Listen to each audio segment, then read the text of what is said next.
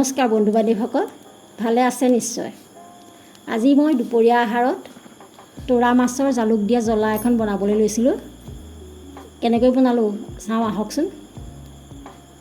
তাৰ বাবে মই তোৰা মাছ লৈছোঁ আধা কেজি, পিঁয়াজ লৈছোঁ 2টা,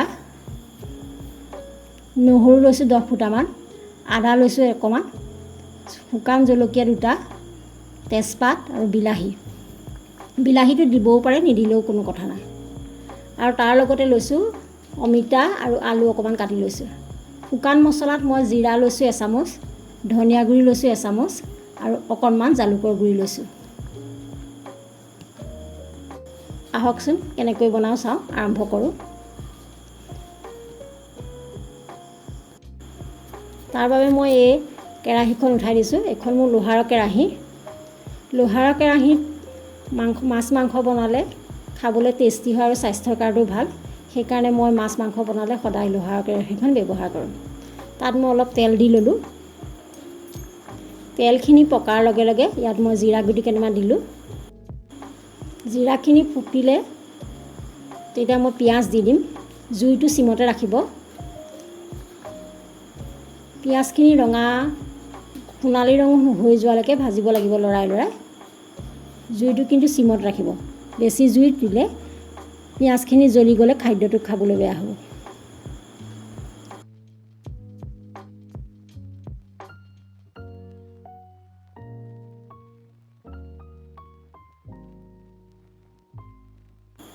এতিয়া আদা নহৰুখিনি দি দিম। তেজপাত, জলকীয়া যি লৈছিলোঁ সকলোখিনি দি দিম। বিলাহীটো কিন্তু লগে লগে মই নিদিওঁ। এইখিনি সোণালী ৰঙৰ হোৱালৈকে মই লৰাই লৰাই ভাজি থাকিম। এতিয়া বিলাহী আৰু জলকীয়া দি দিম। জলকীয়া তেলত দি খালে পেট বেয়া হয় বুলি কয়, তথাপিতো দিছোঁ আৰু, কিন্তু মই ভাঙি দিয়া নাই, পাছতহে ভাঙি দিম।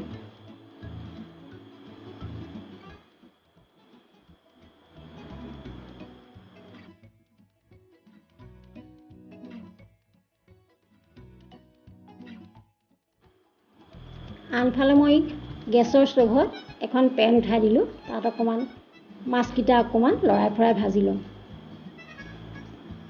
পেনখন গৰম হোৱাৰ লগে লগে তেল দিম। বেছি দিব নালাগে তেল, অকণমান দিলেই হ'ব। মাছখিনি মাত্ৰ মই কেঁচাৰ বিজলুৱাটো যোৱালৈকেহে ভাজিম।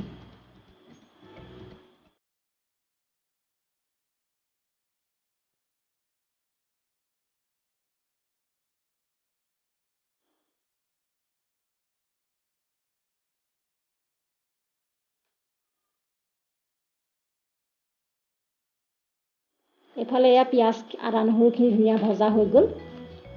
ইয়াতে মই শুকান মছলাখিনি দিছোঁ। জিৰা দিলোঁ, ধনিয়া দিলোঁ, জালুকৰ গুড়িখন দিলোঁ, হালধি দিলোঁ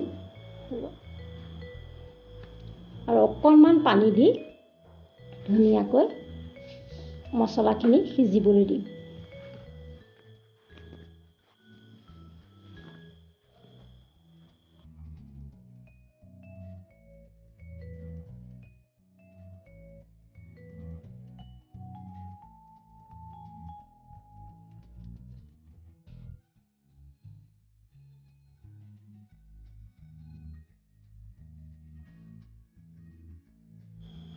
এতিয়া আধা ভজা মাছখিনি ইয়াত দি ধুনীয়াকৈ লৰাই দিব।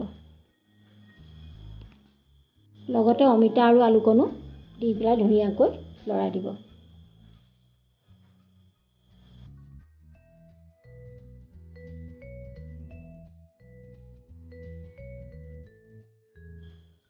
ধুনীয়াকৈ লৰাই মছলাখিনি গাত লগাকৈ লৰাই মই ঢাকনখন মাৰি অলপ সময় সিজিবলৈ দিব।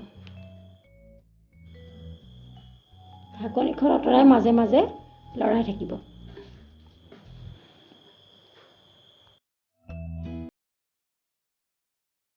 ধুনীয়াকৈ লৰাই দি অকণমান মিট মছলা, মই পাহৰিছিলোঁ ক'বলৈ, মিট মছলা অকণ দি দিব। দিলেও দিব পাৰে, নিদিলেও কথা নাই। এই ৰেচিপিটো মোৰ শাহু মায়ে শিকাইছিলে খাবলৈ। প্ৰথমতে তোৰা মাছ মই নাখাইছিলোঁৱে, কিন্তু এইটো বনাই খোৱাৰ পাছত এতিয়া তোৰা মাছ আনিলে মই খুব আনন্দেৰে বনাবলৈ বনাবলৈ লওঁ।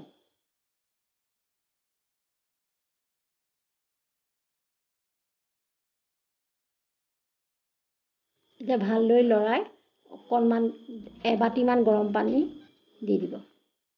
জোখ অনুসৰি পানীটো দিব। বেছি কিন্তু পনীয়া নকৰিব। থপথপীয়া অকণমান গাতে লাগি থকা হ'লে খাবলৈ ৰেচিপিটো ভাল হয়।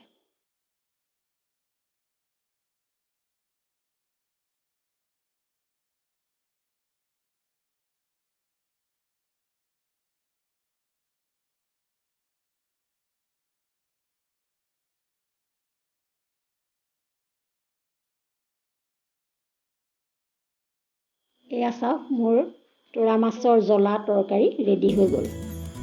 বনোৱাসকলেতো এনেকৈ বনাই খাইছে, নবনোৱাবিলাকেও এনেকৈ বনাই খাবচোন।